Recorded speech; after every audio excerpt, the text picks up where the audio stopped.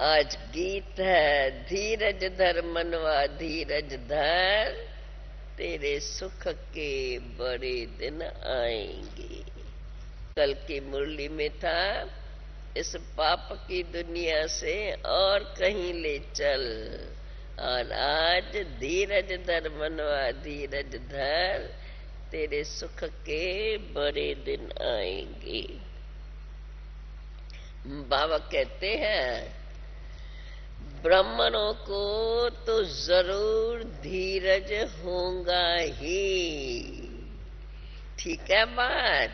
हाँ, हम पूछे अपने आप से, बाबा देखो गारंटी से, ब्राह्मणों को तो जरूर धीरज होगा ही। क्योंकि ब्राह्मणों की ही तो परमपिता परमात्मा से सच्ची प्रीत है। फिर भी नंबरवार पुरुषार्थ अनुसार तो कहेंगे ही, सबकी एक जैसी प्रीत तो नहीं रहती। जैसे बाबा मम्मा और बच्चे अपना अपना अनुभव सुनाते हैं ना, अहम आत्मा अपने लिए कहती है, बाबा फिर आत्मा कहेंगी अहम आत्मा, और बाबा कहेगा अहम परमात्मा।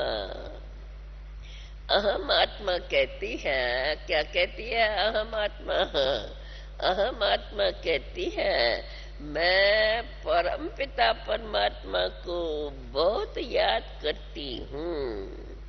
क्यों याद करती हूँ? क्योंकि जानती हूँ ये भी हमें बाप ने जानकारी दी है कि आधा कल्प हमने राम राज्य में बहुत दुख देखा है। फिर बाबा बताते हैं, राम राज्य में भी ऐसे नहीं कि शुरू से ही कोई दुख शुरू हो जाता है। राम राज्य में भी ऐसे थोड़े कि शुरू से ही दुख शुरू हो जाता है। धीरे धीरे दुख देखा जाता है। ऐसे भी नहीं, धीरे धीरे दुख की वृद्धि होती जाती है, कलाएं कम होती जाती है। तो अहम आत्मा को अब परम पिता परमात्मा बतलाते हैं, पहले हे आत्मा, पहले तुम अव्यभिचारी भक्ति में थी। राम राज में भी पहले तुम अव्यभिचारी भक्ति में थी कि सिर्फ मुझे ही याद करती थी। फिर व्यभिचारी रजोगुणी भक्ति में आए। अभी तो देखो तमोगुणी भक्ति, भक्ति भी तमोगुणी हो गई है। कैसे तमोगुणी आए हैं? जो आया उनको पूजते रहते हैं। इसको कहा जाता है भूत पूजा। क्योंकि शरीर तो 5 तत्वों का बना हुआ है। तो कहेंगे ये आज ये फलाना स्वामी जी आए हैं, तो स्वामी जी का शरीर तो 5 तत्वों का ही बना हुआ है। तो उन 5 तत्वों के बने हुए शरीर को ही तो देखते हैं और फिर उन्हों के चरणों में गिरते हैं। तो यह हो गई तमो प्रधान भक्ति। अभी अहम आत्मा जानती है परम पिता परमात्मा फिर से आए हैं। किस लिए? हमको अपना वर्षा देने के लिए।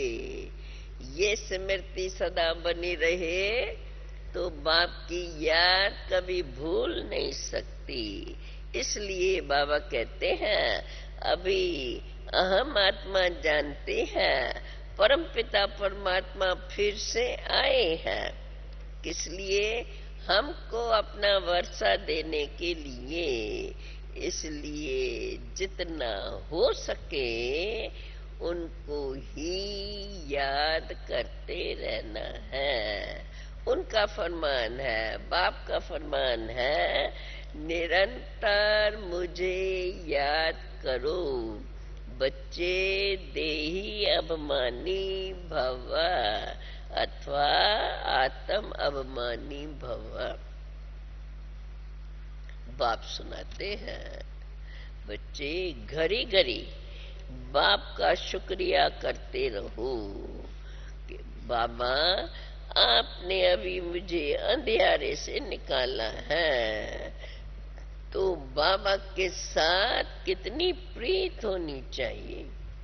बाकी तो सबकी है विनाश काले विपरीत बुद्धि। वे तो पूरा वर्षा बाप से ले नहीं सकते। देखो लौकिक बच्चों की बाप से प्रीत होती है, क्योंकि बाप के मत पर, तब ही बाप के मत पर चलते हैं, तो फिर बाप भी राजी रहते हैं। अगर बच्चा मत पर नहीं चलता तो बाप, माँ बाप राजी नहीं रहते। जो मत पर नहीं चलते उसको क्या कहते हैं बच्चे को? आज्ञाकारी बच्चे को सपूत बच्चा कहा जाता है, और जो बच्चा नहीं चलेगा उसको कपूत ही कहा जाता है। तो बेहद का बाप भी कहते हैं, बच्चे मुझे याद करो तो तुम्हारे अनेक जन्मों के विक्रमों का खाता भस्म होता जाएगा। मेरे बने हो तो अब तो कोई भी तुमको पाप कर्म इंद्रियों से नहीं करना है। इस श्रीमत को कभी भी उल्लंघन नहीं करना। देखो बाबा सीधे शब्दों में डायरेक्ट हमें ये शिक्षा तो क्या श्रीमत दे रहे हैं, फाइनल मत दे रहे हैं। देखो जब लक्ष्मी का आवाहन करते हैं अथवा देवताओं की पूजा करते हैं तो क्यों नहीं बाप का भी तो शुक्रिया मानना चाहिए। अगर बाप की मत पर नहीं चलेंगे तो क्या हाल होगा? जन्म जन्मांतर के लिए पद भ्रष्ट हो पड़ेंगे। कल हम यहाँ बाबा कहते हैं अगर मत पर नहीं श्रीमत पर नहीं चलेंगे तो पद भ्रष्ट हो पड़ेंगे। बाबा कहते हैं ये भ्रष्ट शब्द, भले हम यहाँ भ्रष्ट किसको कहते हैं भाई? ये तो भ्रष्ट हो चुका है।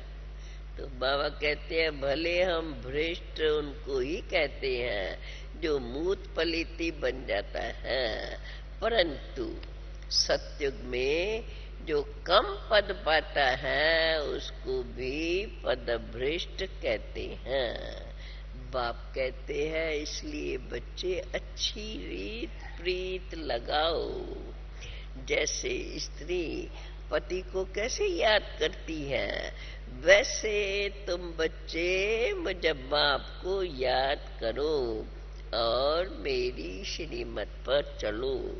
मनसा वाचा कर्मणा, किसको भी दुख न दो। ये एडिशन श्रीमत की। मन में भी किसी के लिए घृणा नहीं रखना। और एडिशन हर आत्मा का, ये समझ लो, हर आत्मा का अपना अपना पाठ है। हर आत्मा अपना पाठ बजा रही है। देखो बाबा ने आज के मुरली में कितनी श्रीमत याद दिलाई है। ऐसे ऐसे मुरली से अगर अपने पास नोट कर दो तो कभी श्रीमत पालन करना भूलेंगी नहीं। अपना लिखा हुआ फिर याद आता रहेगा। और अगर लिखा और सारा दिन याद आया तो फिर पक्का हो जाता है। बाबा कहते हैं मेरी श्रीमत पर चलो, मनसा वाचा कर्मणा, किसको दुख नहीं दो। मन में किसी के लिए भी घृणा नहीं रखना। समझ लो हर आत्मा अपना अपना पाठ बजा रही है। अभी तुम बच्चे जानते हो यह तुम्हारा जन्म भविष्य के जन्म से भी ऊंच है। यहाँ तुम ईश्वरीय औलाद बने हो, सत्युग में तो बनेंगे दैवी औलाद। यहाँ की महिमा, संगम की महिमा जास्ती है। देखो, जगत अम्बा से 21 जन्मों का वर्षा मिलता है। जगत अम्बा से मिलता है, बाबा को जगत अम्बा भी कह सकते हैं। लक्ष्मी से क्या मिलता है? इन बातों को नया कोई समझ नहीं सकेगा। देखो, आते तो बहुत है समझने के लिए, परंतु जिनको निश्चय नहीं, वे तो फिर ठहर नहीं सकेंगे, जल्दी चले ही जाएंगे। बाबा मम्मा बच्चों के मित्र संबंधी, बाबा मम्मा और बच्चों के मित्र संबंधी आते तो बहुत है, अथवा ऑफिसर्स आते हैं। तो इस प्रकार से आने से उनको फिर अलाउ भी किया जाता है, आकर के मिले अथवा बैठ के सुने। जब ऐसे कनेक्शन से आते हैं मिलने के लिए, तो फिर उनको अलाउ भी किया जाता है। कहाँ अलाउ किया जाता है, किस लिए? चलो सुनते सुनते कहाँ इन्हों को तीर लग जाए तो विचारों का कल्याण हो जाए। झटपटा फिर बात करते, समझाते। बाबा कहते झटपटा पड़ जाता है कि ये बरोबर ईश्वरी कुल का है या आसुरी कुल का ही है। प्रीत लगती है, समझ में इसको आता है या नहीं। बाकी आते तो यहाँ बहुत है, लिखते हैं, आते बहुत है, फिर जब यहाँ से जाते हैं तो फिर लिखते हैं बाबा हार खा ली। लेकिन अगर न बताए तो और भी वृद्धि होती जाएंगी, हार खाते रहेंगे। इसलिए बताने से, अर्थात महसूस किया और फिर बाप को बता दिया तो फिर भी रुक जाएगा।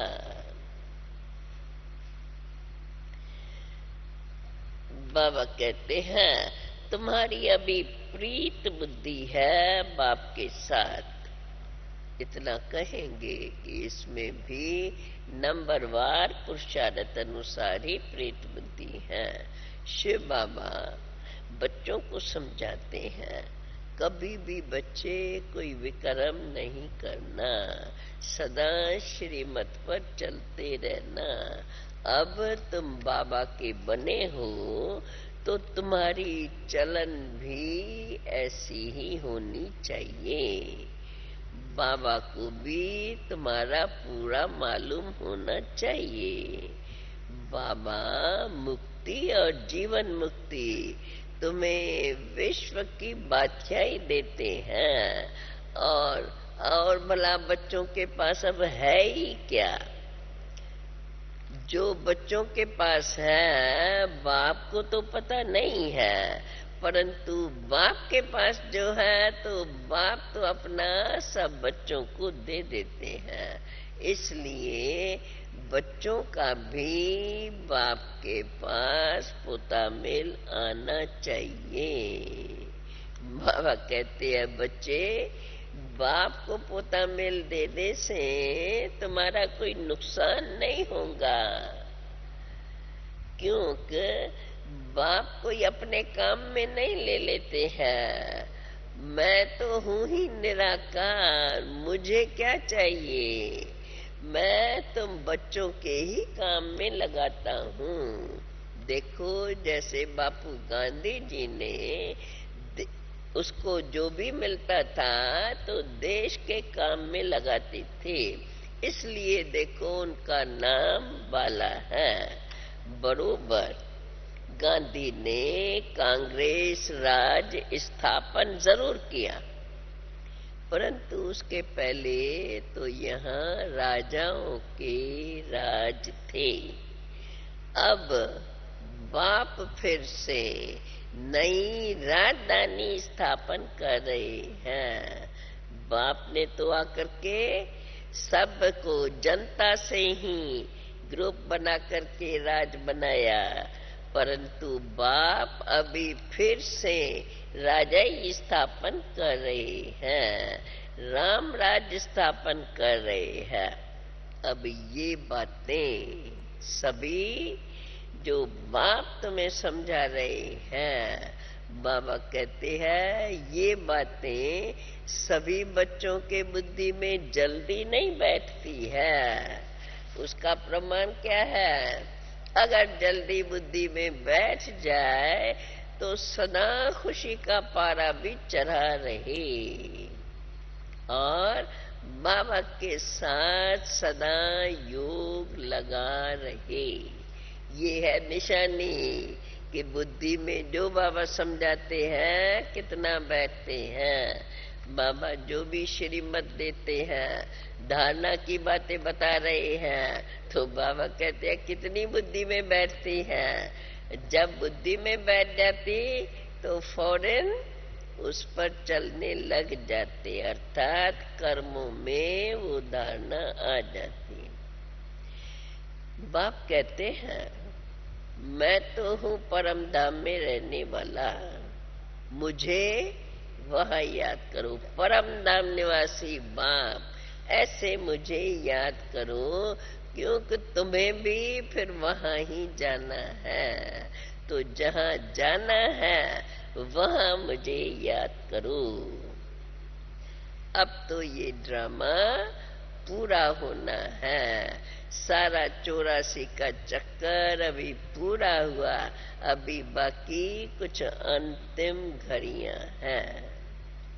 इस ड्रामा को बाप ने आकर के तुम बच्चों को समझाया है, बाकी कोई भी इस ड्रामा के राज को जानते नहीं। और इस समय न कोई की मेरे साथ प्रीत है, दुनिया में न कोई जानते हैं और न कोई की मेरे साथ प्रीत है। वो तो मनुष्य तो मानते हैं कि ये तीर्थ यात्राएं, गंगा स्नान, ये भक्ति तो परंपरा से चलती आ रही है। बाबा कहते हैं क्या सतयुग में भी ऐसे गंगा स्नान करते थे? परंपरा का देखो, बोलते हैं पर अर्थ समझते नहीं है। परंपरा माना जो युगायुग चलती आई, और उसको न समझने कारण कहते हैं ये भक्ति तो परंपरा से चलती आई है। बाबा कहते हैं बच्चे, अब तो तुम्हारे सुख के दिन आ रहे हैं। अब तुम्हारी बुद्धि में बाप धीरज दे रहे हैं। दुख में भी तो मनुष्य परेशान होता है, तो बाबा कहते हैं अब बाप तुम्हें धीरज दे रहे हैं। बच्चे, अब तुम्हारे सुख के दिन आ रहे हैं। फिर कोई तो कुछ भी समझते नहीं है। बाप तो समझाते रहते हैं बाप बार बार। कोई के बुद्धि में बैठता है और कोई के बुद्धि में तो कुछ भी नहीं बैठता है। यहाँ से समझकर जब बाहर चले जाते हैं तो माया सारा ही उनको खा जाती है। माना कोई न कोई उनसे विक्रम होते रहते हैं। जैसे जब कोई मक्खी मर जाती है तो कैसे उसके चौतरफ सब चींटियां आकर के लगती हैं, जैसे सारी चींटियां उसको खा ही जाती हैं। यहां भी मरते हैं। माया को भी बाबा ने यही टाइटल दिया है। माया भी बड़ी बलवान है, कम नहीं है, बड़ी लड़ाई लगती है। यहाँ रहते भी बाबा कहते हैं, यहाँ रहते भी, समर्पित होते भी, फिर क्लास में नहीं आते हैं। तो समझा जाता है ये स्वर्ग के मालिक नहीं बन सकते, ये कृष्णपुरी में जा नहीं सकता। ना, इनकी तो कुछ भी वैल्यू नहीं है। यहाँ रहते बाबा के पास नियम वगैरह सुनते, सदा श्रीमत सुनते रहते और उस पर नहीं चलते तो क्या समझा जाएगा? ये स्वर्ग के मालिक बन नहीं सकते, कृष्णपुरी में जा नहीं सकते, इनकी तो कुछ भी वैल्यू नहीं। अब बाबा कहते तुम बच्चे जो हीरे जैसे बनते हो उन्हों की ही वैल्यू है। तुम बच्चे जानते हो अब हम वर्थ पाउंड बन रहे हैं। देखो, एक घर में अगर एक हंस है और एक बगुला होगा तो जरूर है खिटपिट चलती रहेंगी। यहाँ तो बगलों से किनारा होता है।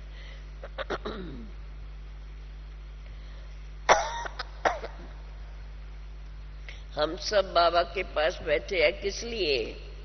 दुनिया में तो कैसे है, क्या क्या होता रहता है, इन सब बातों से बाबा ने हमें किनारा करा करके अपने पास रखा है।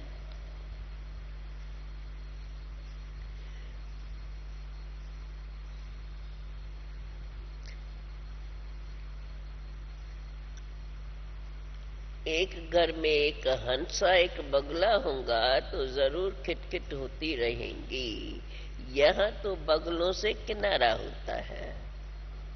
मूतपली के हाथ का कभी भी खाना नहीं है, परंतु बच्चों का बाप से इतना लव तो है नहीं, इसलिए सोचते हैं पेट कहाँ भरेगा।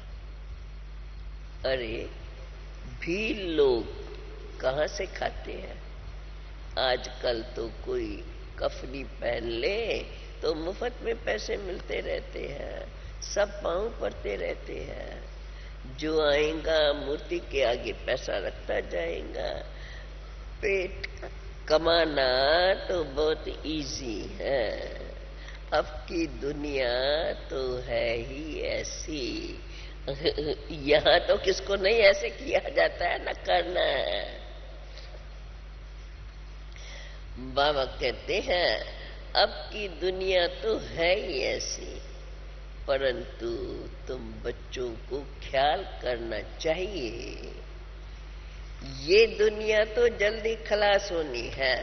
भले दुनिया का समाचार बाबा किस लिए सुनाते हैं, तो बच्चों को ये पक्का हो जाए कि अब ये दुनिया, जब दुनिया में सारी नहीं तो ये पक्का हो जाए अब ये दुनिया तो जल्दी खलास होने वाली है। दुनिया खलास होगी तो हम तो स्वर्ग में जाएंगे।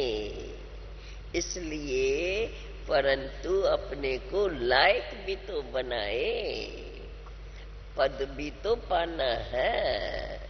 वहां भी सतयुग में भी पोजीशन का तो अंतर रहता है। बल पढ़ाने वाला तो एक ही है, परंतु जितना जितना जो पढ़ते हैं, जो पास होंगे वही तो फिर ऊंच पद पाएंगे। कोई राजा रानी बनते हैं और कोई तो फिर नौकर चाकर भी जाके बनते। प्रजा में भी कोई शाहूकार प्रजा, भले वहां ये कहेंगे कि सब सुखी हैं, दुख का नाम निशान नहीं है। बाप तो अभी राजधानी स्थापन कर रहे हैं। अब इस समय एक तरफ राजधानी स्थापन हो रही है और दूसरा धर्म, और धर्म भी आदि सनातन सत्य धर्म, एक धर्म की स्थापना। बाकी तो जो भी धर्म स्थापक आते हैं वे कोई भी राजा स्थापन नहीं करते, बाप ही आकर के सारे विश्व में एक राज स्थापन करते हैं। इसलिए बाबा कहते हैं बच्चे खबरदार रहो। अब बच्चों की विनाश काले पूरी पूरी प्रीत बुद्धि बाप से चाहिए। जितनी प्रीत होंगी, क्या होगा उतना, हाँ? जितनी प्रीत होंगी बाप से उतना ही तो फिर वर्षा मिलेगा। याद करना भी तो तुम्हें सिखाया जाता है, कैसे कैसे बाप को याद करो। आज बाबा ने कौन सी विधि बताई? शुक्रिया बाबा, शुक्रिया। याद करते रहो, चलो और कुछ जास्ती ना बोलो, जास्ती याद ना आए, कम से कम दिल से, खुशी से शुक्रिया बाबा, शुक्रिया। तो बाबा कहते हैं बच्चे याद करना भी तुम्हें सिखाया जाता है, कैसे याद करो। बाबा बतलाते हैं, बाबा को, एक बाप को याद करो और किसकी भी याद नहीं आनी चाहिए। और जो बाप ने नॉलेज दी है सृष्टि चक्र की, उस चक्र को भी याद करो। अर्थात बाप ने बच्चों को स्वदर्शन चक्रधारी बनाया है, इसलिए उस स्वदर्शन चक्र को फिराते रहो। क्या क्या याद आए, कैसे कैसे याद करो, बाबा ने बताया है। हम अभी लाइट हाउस है, खेवैया, अब हमारी नैया, बाप लाइट हाउस है, खेवैया हमारी नैया को पार ले जाता है। इसलिए उसको याद करते हुए सदा ये भी याद रहे, एक आंख में शांति धाम, दूसरी आंख में सुख धाम, अर्थात मुक्ति और जीवन मुक्ति, परम धाम भी याद रहे। अब हमें वापस घर जाना है, ये बात भी याद रहे। जब अब वापस जाना है तो फिर औरों को याद करना, इधर उधर की बातों में अपना समय गमाना, उनसे वैराग आ जाएगा। तो बाबा कहते हैं देखो, बाप तो तुम्हें याद करना भी सिखलाते रहते हैं। बाबा को याद करो और चक्कर को याद करो, तो ये स्वदर्शन चक्र फिराते रहो। अब हमें वापस जाना है, याद रहे हम लाइट हाउस है, खेवैया अब हमारी नैया को पार ले जाता है। इसलिए ऐसी याद करते, एक आंख में शांति धाम और दूसरी आंख में सदा सुख धाम याद रखना है। अच्छा अच्छा, मीठे मीठे सिकील दे बच्चों, प्रेत मात पिता बाप दादा का याद प्यार और गुड मॉर्निंग। रूहानी बाप की रूहानी बच्चों को नमस्ते। रूहानी बच्चों की रूहानी बाप को नमस्ते। सदा बाप को याद करते, नमस्ते करते रहे और कहते बाप को करो नमस्ते, सदा हंसते रहो। ये भी छोटे छोटे शब्द याद रहे तो कभी भी दुख की लहराए तो मिट जाए। अच्छा, आज की मुरली बड़ी छोटी, परंतु कितनी शिक्षाएं थी, कितनी बातों पर बाबा ने ध्यान खिंचवाया है। गिनती की, हाँ, गिनती करो तो एक दो बात नहीं थी, 7-8 बातें और भी जास्ती निकल आएंगी। अच्छा, अभी मुरली सुन ली, याद रही ना धारणा की बातें। 1 2 3 4 ऐसे करके याद करेंगे तो सब याद आ जाएंगे। सहज सहज याद की विधि।